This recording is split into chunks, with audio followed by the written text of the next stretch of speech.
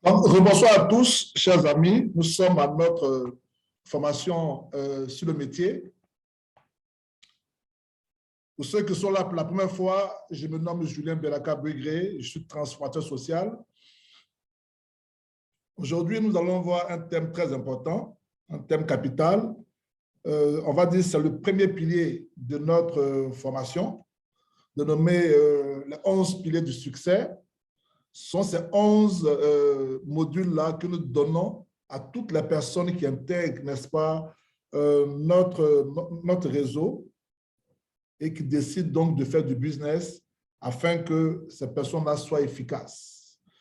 Donc, aujourd'hui, nous allons voir le premier pilier, mais je tiens à vous rappeler à chacun de vous, que nous donnons ici la formation de façon générale, mais il est important que chaque distributeur puisse donner cette formation de façon particulière à ses recrues. Quand vous avez recruté une personne, il ne suffit pas de l'inscrire, mais il suffit de lui transmettre tout, c'est-à-dire la connaissance générale sur le métier, mais également aussi la pratique, de sorte que la personne que vous avez recrutée soit aussi efficace que vous, qu'elle produise plus de résultats que vous si possible, dans la mesure où si elle est efficace, elle va forcément vous rapporter de l'argent. Nous sommes là pour transformer des gens. Donc, il faut que chacun de vous donc, donne cette formation à ses recrues. Et le thème d'aujourd'hui, le premier pilier, c'est qu'est-ce que le marketing de réseau? Ce module est très important parce que 80% des personnes qui intègrent, qui viennent au métier de la vente directe, qui viennent dans le marketing de réseau, très souvent se retrouvent donc soit par cupidité ou soit par ignorance, trimballés dans quelque chose qui n'est pas le marketing de réseau. Donc, il est très important de savoir qu'est-ce que c'est que le marketing de réseau et qu'est-ce qu'il n'est pas. Donc, soyez attentifs, prenez des notes, posez les questions et soyez aussi, qu'on appelle ça, soyez aussi gentils de le donner même à des personnes qui ne sont pas forcément dans notre réseau. Même des gens qui sont dans d'autres compagnies, il faut leur donner ça parce qu'il est très important, n'est-ce pas, de redorer le blason du métier. Voilà. Beaucoup de personnes vous diront, j'ai perdu mon argent en faisant vos systèmes, mais arrêtez, dans le marketing de réseau, on ne perd jamais. Si quelqu'un perd son argent, c'est tout sauf du marketing de réseau. Alors, le marketing de réseau, qu'est-ce que c'est? Le marketing de réseau est un sous-ensemble de la vente directe. Donc, on ne peut pas parler de marketing de réseau sans parler de vente directe. Si on veut comprendre ce que c'est que le marketing de réseau, il faut qu'on comprenne ce que c'est que la vente directe. Alors, la vente directe, c'est quoi? La vente directe ou vente à domicile ou vente hors établissement, c'est comme ça qu'on appelle ça, voilà, est un mode de distribution qui se caractérise par le fait que le produit est directement commercialisé au client final dans un endroit qui n'est pas habituellement réservé au commerce, soit à son domicile, soit à votre domicile, soit dans un bureau, soit dans un restaurant, mais dans un endroit qui n'est pas habituellement réservé, n'est-ce pas, au commerce. Si vous faites la vente dans un magasin, voilà, vous ne faites pas de la vente directe. Voilà. Donc, c'est très important. La vente directe ou la vente à domicile ou la vente hors établissement se caractérise par le fait que le produit est directement commercialisé au client final. Il faut que ce soit un particulier. Il n'y a pas de vente de gros. Voilà, il faut que ce soit de la vente de détail directement à un client final, soit à son domicile, soit à votre domicile, soit à son bureau ou dans un restaurant, mais en tout cas dans un endroit qui n'est pas habituellement réservé au commerce. Et cette vente-là doit être une vente de détail et non pas une vente de gros. Alors, en ce qui concerne la réglementation, la vente directe est réglementée dans tous les pays, voilà, mais pour le cas de la Côte d'Ivoire, la vente directe est réglementée par la loi numéro 2016-412 du 15 juin 2016 relative à la consommation. Donc, ça veut dire que notre activité, notre métier n'est pas un métier de voyou, c'est une activité qui est reconnue, n'est-ce pas, par la loi et qui est encadrée par la loi. C'est pour ça qu'on ne fait pas n'importe quoi. Il faut bien entendu, n'est-ce pas, travailler en tenant compte de la loi. Alors, la vente directe est avant tout une stratégie de distribution. OK? Et donc, c'est une stratégie de distribution qui a pour but de supprimer les intermédiaires et de faire en sorte que le produit puisse arriver au client final à un coût compétitif. Donc, éliminer tous les frais d'intermédiation, sorte que le produit puisse arriver directement au client final à un prix compétitif. Il existe deux types de vente directe. Il existe la vente directe à niveau unique et la vente directe multiniveau ou marketing relationnel ou marketing de réseau. C'est parce qu'il y a une vente directe niveau unique qu'il y a une vente multiniveau. Il faut bien comprendre ça.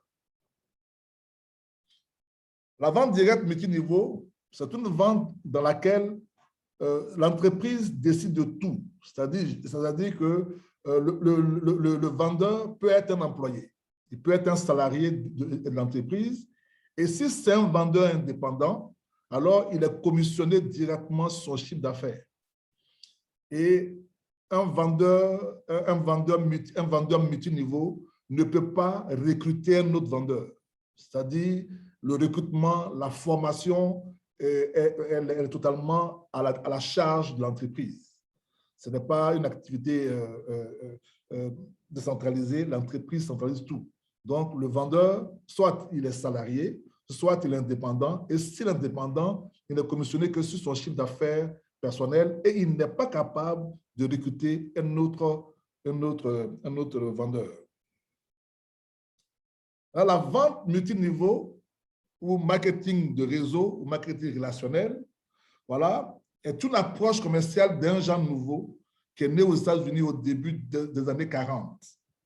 Donc, dans cette vente-là, alors les fonctions de recrutement, de formation et animation sont réparties sur plusieurs niveaux et sont totalement à la charge des vendeurs. Les vendeurs ont l'exclusivité du recrutement et de la vente du produit. Ça, c'est vraiment assez intéressant. C'est-à-dire que comparativement à la vente directe au niveau unique, dans le marketing de réseau, dans la vente multiniveau, le vendeur a plus de liberté. D'abord, il ne peut pas être un salarié, c'est impossible. On ne peut pas donner un salaire à un vendeur multiniveau. Voilà, il est totalement indépendant. C'est un entrepreneur à part entière. Et ici, le vendeur a l'exclusivité, n'est-ce pas, de la vente et également l'exclusivité de recrutement. Quand vous êtes dans une compagnie directe, alors la compagnie, la société n'a même pas le droit elle-même de vendre le produit à des clients finaux, mais n'a pas non plus le droit de recruter d'autres vendeurs. Cette fonction-là, sinon ces fonctions-là, elles sont dévolues aux vendeurs eux-mêmes. C'est les vendeurs eux-mêmes qui donc se chargent de vendre et de recruter d'autres vendeurs. Voici comment se présente la structure d'un réseau MLM. Voilà. Alors, un fait très important à retenir, c'est que la vente directe, le MLM, pardon, c'est de la vente directe. C'est avant tout de la vente directe. La vente multiniveau n'est légale que s'il y a un commerce réel de détail. Comme je vous le disais tantôt, la vente directe est caractérisée par la vente au détail de produits directement à un client final dans un endroit qui n'est pas habituellement réservé à la vente. Donc, pour qu'il y ait MLM, vu que le MLM lui-même est un sous-ensemble de la vente directe, pour qu'il y ait un MLM légal, il faut que ce système soit soutenu par un commerce de détail réel de produits ou de services. Le recrutement de nouveaux vendeurs est une activité secondaire.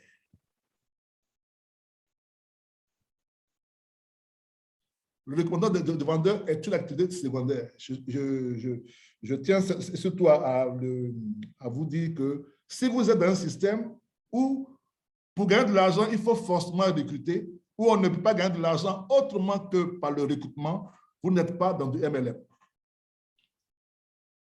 Vous n'êtes pas dans du MLM. Le MLM est légal seulement quand il est une vente directe, c'est-à-dire quand il est soutenu par un commerce de détail. Donc, s'il n'y a pas de commerce de détail, chers amis, vous n'êtes pas dans un MLM légal. Alors, qu'est-ce que le commerce de détail? Le commerce de détail consiste à vendre des marchandises dans l'état où elles sont achetées. Il y a des fois où elles peuvent, dans certains cas, être transformées de façon mineure. Voilà, sont achetées généralement à une clientèle de particuliers, quelles que soient les quantités vendues. C'est ça le commerce de détail. Donc, vous pouvez comprendre pourquoi est-ce qu'on insiste sur le fait que nous devons d'abord faire du commerce. Je ne dois pas attendre que ce soit le recrutement qui me fasse gagner de l'argent, mais je dois déjà vendre les produits moi-même. Même si je ne veux pas de grandes quantités, mais au moins, je dois vendre le stock minimum qui m'est, n'est-ce pas, qui m'est recommandé pour chaque mois.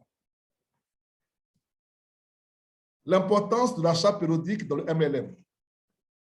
Alors, dans le MLM, le commerce de détail est garanti par l'achat minimum périodique de produits ou services imposés aux distributeurs. Donc, pour que le MLM puisse garantir son caractère, n'est-ce pas, de commerce de détail, la compagnie doit imposer, n'est-ce pas, un achat minimum périodique à ses distributeurs. Donc, chaque distributeur doit faire un achat minimum chaque mois, dans la mesure où même il est un vendeur exclusif.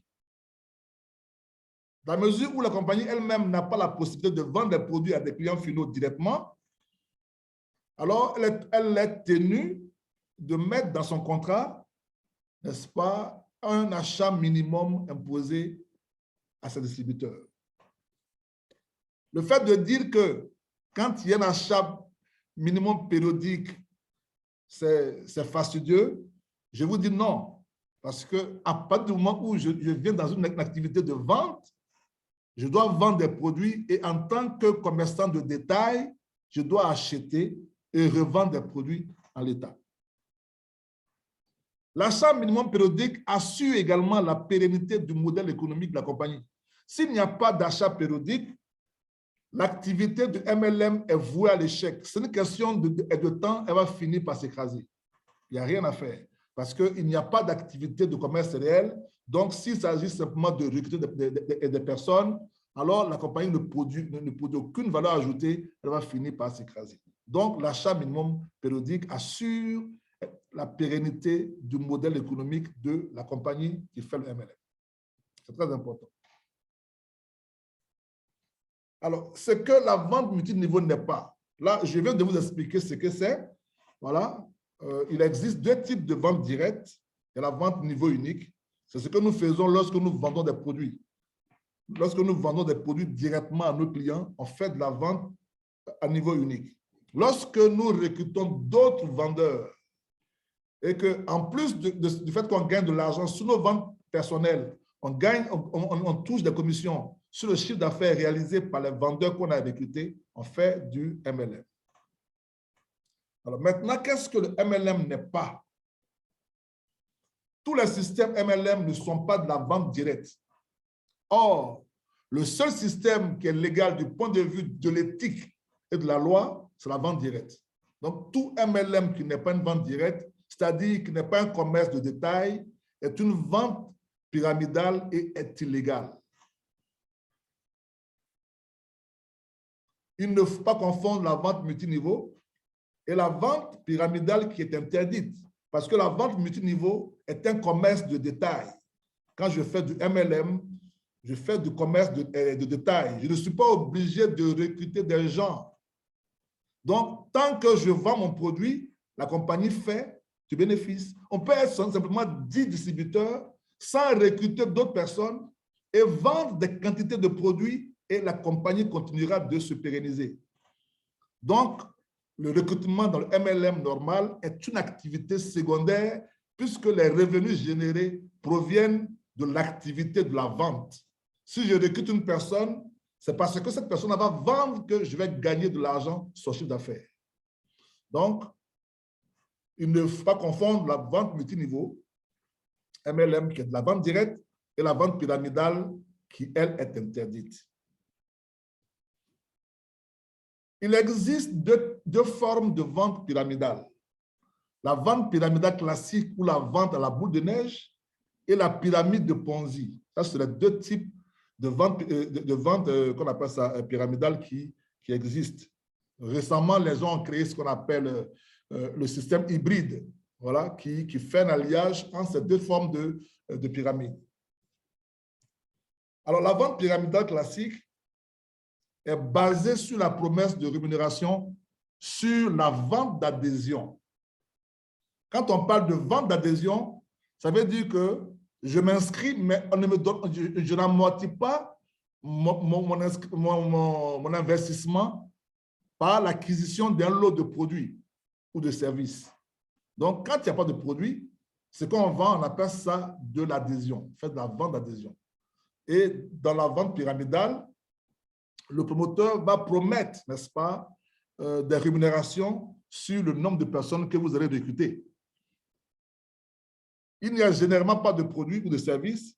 Et si jamais il y en a, il n'y a pas de commerce de détail à proprement dit. C'est-à-dire que dans la vente pyramidale, généralement, il n'y a pas de produit.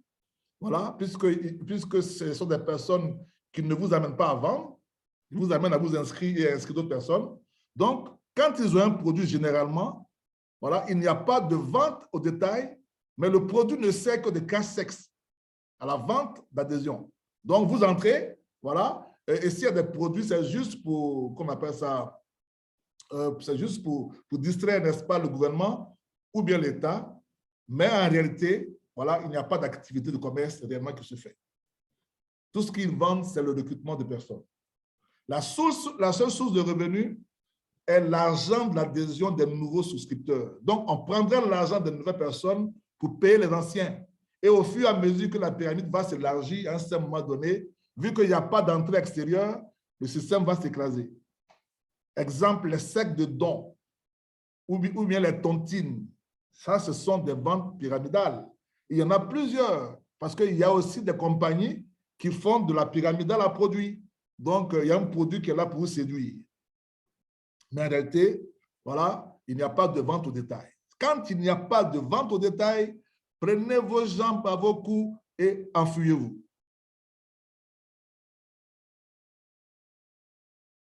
Deuxième type de pyramide, c'est la pyramide de Ponzi. La pyramide de Ponzi est une ruse. C'est une ruse basée sur des promesses de retour alléchant sur investissement fait aux victimes. Il n'y a pas de produit, de service à vendre. Vous faites juste un placement rémunéré. On dit tu déposes ton argent, chaque jour tu as 0,5%, ou chaque semaine tu as ceci, ou chaque mois tu as cela.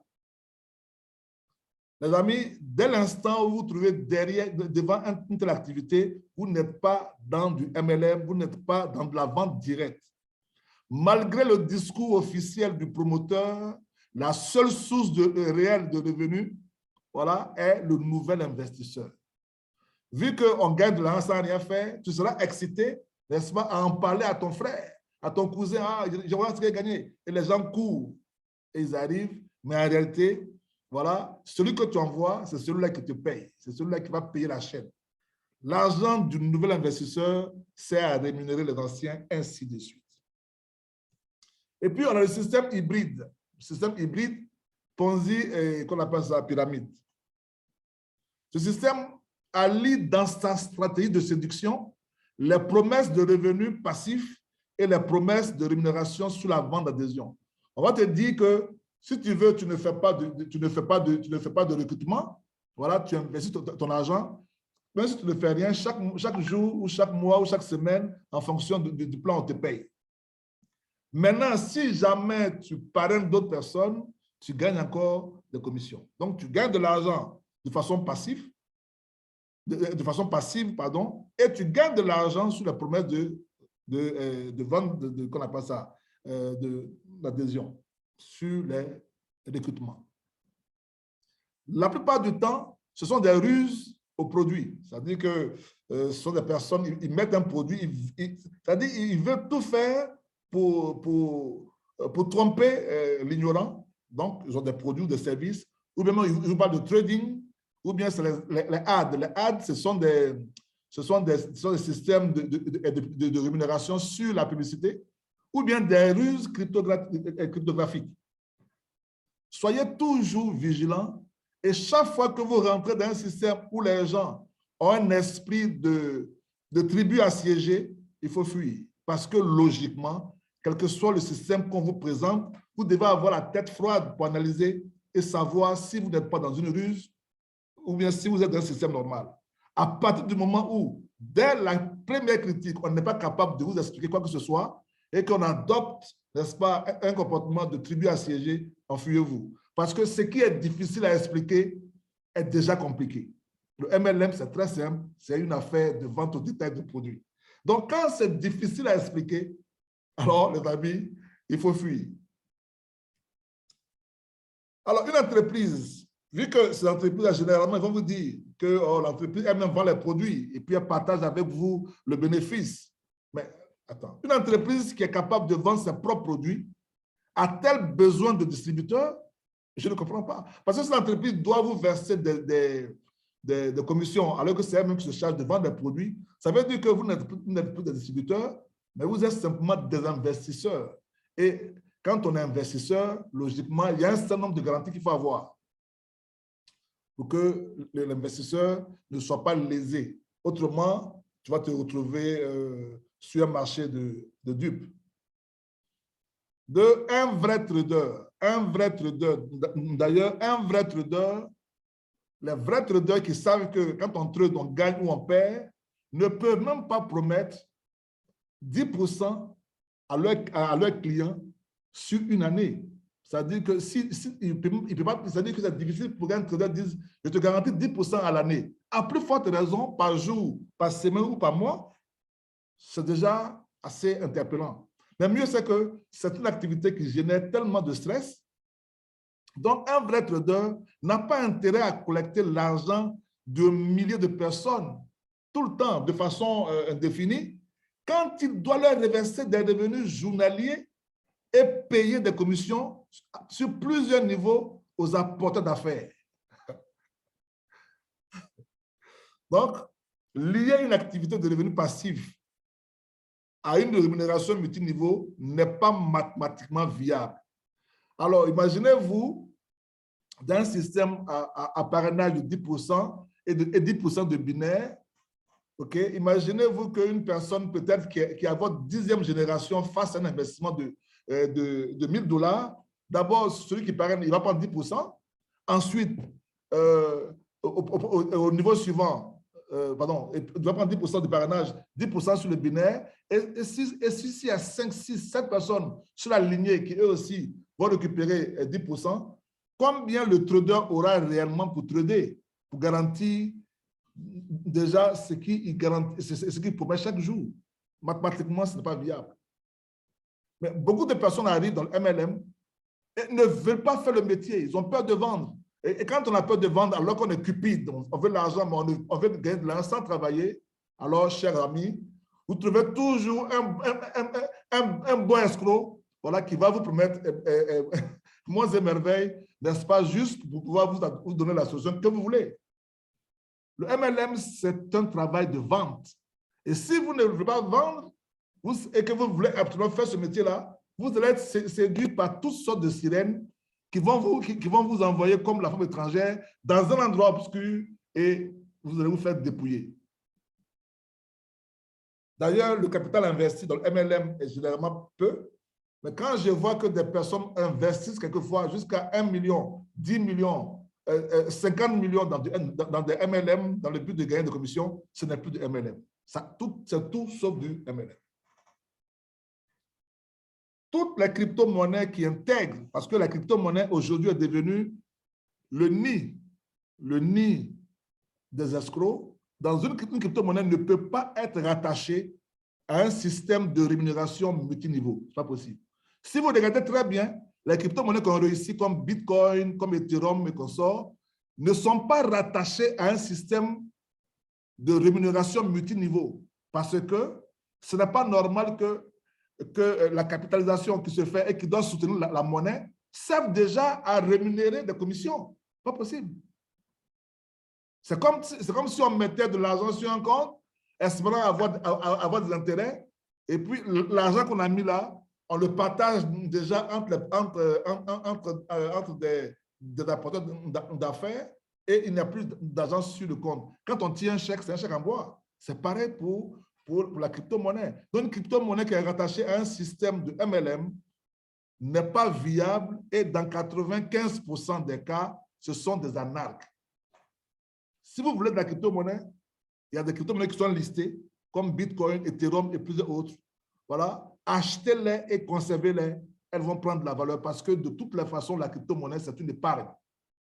Donc, si quelqu'un vous fait miroiter un système de crypto-monnaie rattaché à un système de paiement à multiniveau, en tout cas, si vous y allez, ça vous risque de périr. Important à noter, le MLM est un commerce de détail. C'est ça ce qu'on appelle la vente directe. S'il n'y a pas de commerce de détail, ce n'est pas du MLM. Ne vous laissez pas séduire par le discours.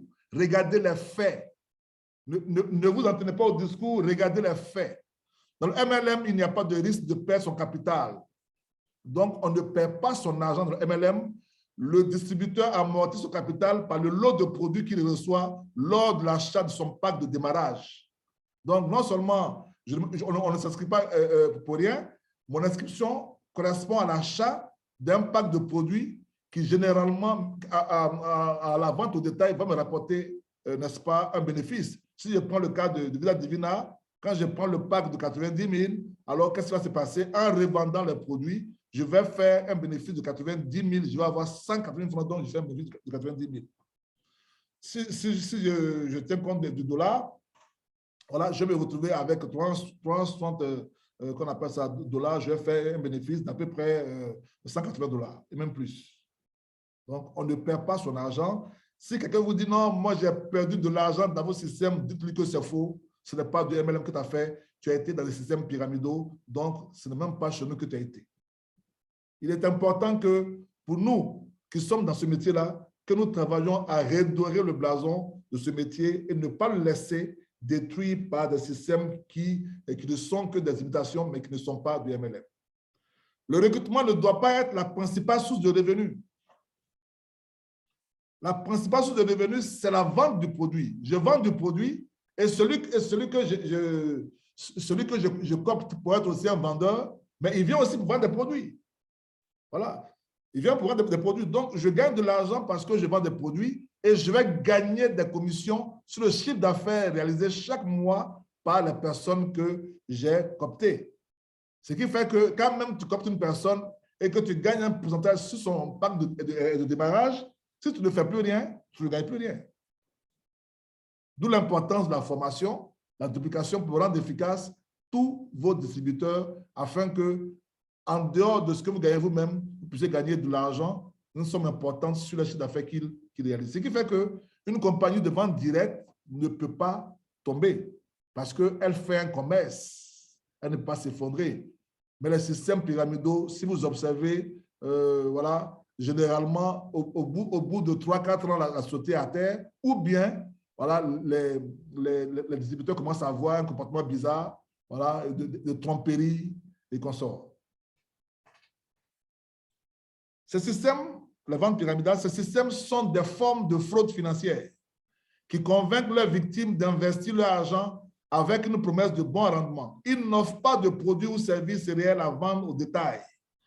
Ils ont besoin d'une entrée régulière de l'argent de nouveaux investisseurs pour ne pas s'effondrer. Lorsque le recrutement diminue, la pyramide s'effondre, d'où le nom pyramide. On parle de pyramide parce que quand le recrutement diminue, alors le château de cartes s'effondre. Et le jeu est découvert, le promoteur s'enfuit généralement à Dubaï, voilà, et il laisse donc ces victimes se battre entre elles, généralement se trimballer à la police pour ceux qui peuvent, ou au tribunal, et puis, ou bien on pleure et puis c'est fait. Une enculade, très simple. La vente pyramidale est une pratique commerciale illégale. En tout cas, dans la plupart des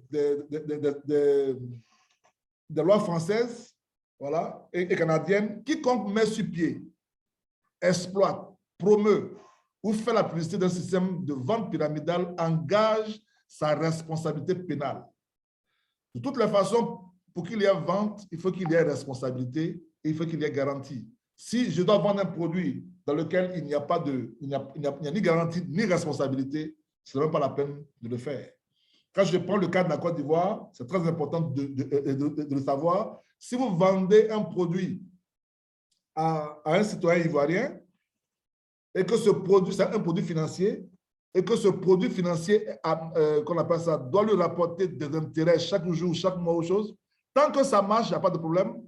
Mais le jour où le système s'arrête, selon la loi, vous lui devez et le capital et la suite, et les suites, c'est-à-dire et les intérêts.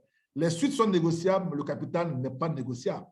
Vous devez le rembourser. Parce qu'en tant que distributeur, votre responsabilité cesse lorsque le fournisseur est connu. Voilà. Et donc, si le fournisseur n'est pas connu, parce que généralement on dit non, c'est une affaire online. Il n'y a pas de société sur Internet. Il n'y a pas de société online. Internet est un média comme la télévision. Un esprit ne peut pas apparaître à la télévision, donc un esprit ne peut pas apparaître sur Internet.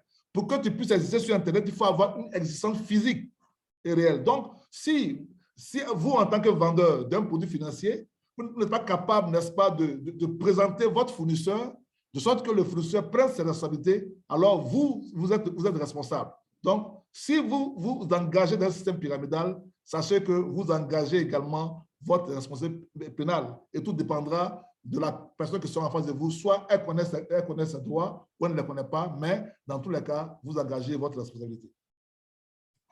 Ceci étant, on va passer maintenant au côté le plus beau de notre système. Voilà, le MLM, quand il est débarrassé de ses oripeaux, quand on a pu faire la différence entre la vente pyramidale et le marketing de réseau, on revient à ce qu'on appelle l'entreprise du 21e siècle. Acheter une licence de distributeur, c'est-à-dire s'enregistrer dans une société de vente directe, multiniveau, équivaut à acheter une franchise. Cette fois-ci, on appelle ça une franchise individuelle. C'est comme si vous achetez une société clé en main, comme McDonald's, KFC, Paul, etc. Voilà. Mais la franchise MLM a la particularité d'être une entreprise à part entière, mais sans employés, sans immobilisation et sans charge importante. Vous regardez un peu aujourd'hui, quand on parle d'Ada Caballero, qui gagne presque 1 million de dollars ou chose, voilà, elle n'a payé peut-être que 90 000 francs. Mais les sommes qu'elle gagne là, les sommes de 500 millions qu'elle gagne là, c'est pour elle. Très peu sont les entreprises, voilà, les franchises qui gagnent autant d'argent. Mais elle a payé 90 000. Elle n'a pas d'employés, elle n'a pas de charges importantes. Elle a son entreprise, soit sur son téléphone ou soit sur son ordinateur. Voilà pourquoi on dit que le MLM est l'entreprise du 21e siècle. On ne parle pas de systèmes pyramidaux, on parle de la vente directe, voilà qui est l'entreprise du 21e siècle.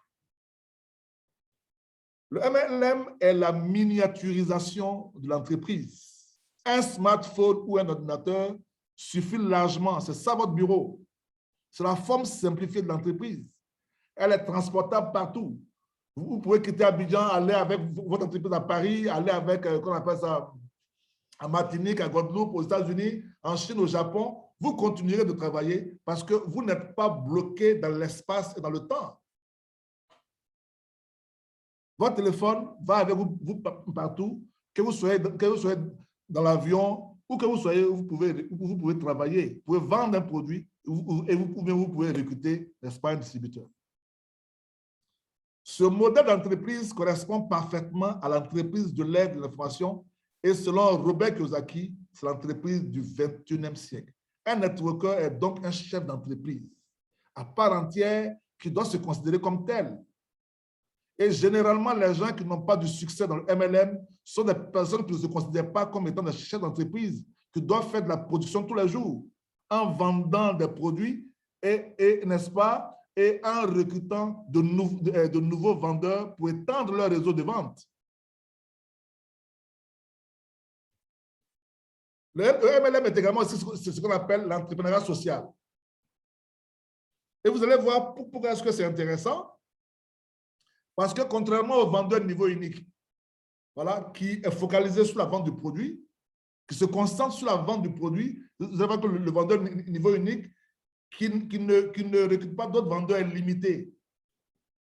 Son réseau ne peut pas s'étendre. Il n'y a que lui. Si le jour ne travaille pas, il ne mange pas. Alors, le networker ne se focalise pas sur la vente des produits seulement, mais plutôt sur la création d'une communauté d'entrepreneurs partageant la même vision du monde. Si je réussis à vendre 18 thés par jour, celui que je recrute, je dis, mon ami, vends pour toi-même aussi 18 thés. Notre vision, c'est la liberté financière. Mais pendant que je vends les 18 thés, alors je vais encourager mon frère, mon ami, mon cousin à faire la même chose.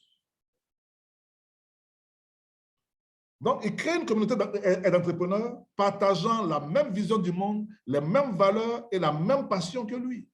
Chaque membre de cette communauté a pour rôle de créer à son tour et d'animer sa propre communauté d'entrepreneurs, ainsi de suite, formant ainsi progressivement un vaste réseau transcendant les continents dans lequel le produit est distribué et consommé.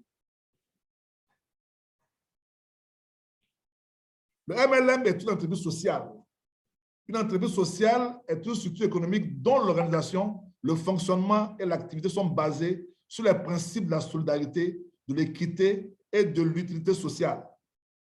Ces structures ont notamment pour objectif de favoriser la création d'emplois ainsi qu'une grande cohésion sociale. Dans le MLM, il n'y a pas de concurrence, il y a de la proactivité. Un networker est donc un entrepreneur social. Le MLM est une école de leadership et de transformation. C'est pour ça que vous devez former vos gens. C'est ça qu'on appelle la duplication. Le MLM est une école de leadership et de transformation. Il transforme de simples personnes, parfois timides, en de redoutables orateurs, motivateurs et managers. Il transforme de simples citoyens, parfois sans emploi, sans diplôme et sans domicile fixe, en de redoutables hommes d'affaires prospères. C'est un MLM qui fait ça. Un networker est un transformateur social. Oui, un networker, c'est celui-là qui va enlever à son prospect le jean et la chaussure déchirée pour lui mettre un pantalon de soie et une chaussure de cuir. Un networker est un transformateur social. Son travail consiste à transformer la vie sociale et financière des personnes qui recrutent tout en transformant la sienne. La différence qu'il y a entre un networker et un promoteur de systèmes, on appelle ça pyramidaux, voilà, c'est que le networker ne vous recrute pas juste pour avoir des commissions. Il vous recrute pour s'investir dans votre vie. Il vous recrute pour vous amener à un niveau. Pas juste pour avoir des commissions. Si vous amenez à un niveau parce qu'il vise haut. Et Vida Divina a donc le modèle parfait de ce système-là. Je prends une personne, je la transforme, je la mets à un niveau. Tout ce qu'elle gagne, elle récupère ça, la compagnie me récompense avec un montant égal à 50% de ce que la personne a gagné. Imaginez-vous que vous réussissez, n'est-ce pas, à positionner jusqu'à 10 personnes en tant que diamant. Imaginez-vous ce que vous allez avoir. Donc, le networker, il n'est pas préoccupé par le gain immédiat. Il va transformer la personne. Et le fait que cette personne se transforme, lui-même, sa vie financière et sociale est également transformée. Le MLM est un vivier d'emploi. La vente directe, si elle est bien encadrée, peut résorber en grande partie le chômage des jeunes et fournir une source de revenus additionnels aux travailleurs et aux retraités. Chers amis, je voudrais aujourd'hui me limiter seulement à ce niveau, ne pas aller plus loin que ça, pour vous dire que nous sommes dans le plus beau métier du monde.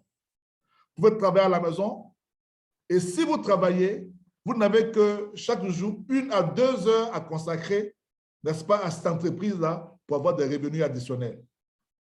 Imaginez-vous que nous en fassions la promotion voilà, nous allons transformer des gens autour de nous. Nous allons amener plusieurs personnes à changer leur vie sans avoir donc à aller dire oui à un patron, mais à devenir le patron et à ne travailler qu'un restant sur son téléphone ou bien sur son ordinateur. Je vous remercie pour aujourd'hui. Je m'arrête à ce niveau. Et si vous avez des questions, je me tiens entièrement à votre disposition.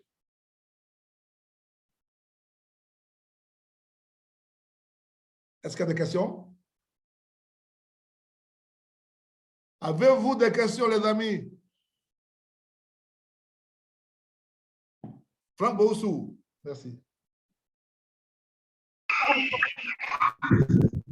Arrête l'enregistrement. Bonsoir tout le monde. Bonsoir. Ah, ok, l'enregistrement d'abord. Désolé.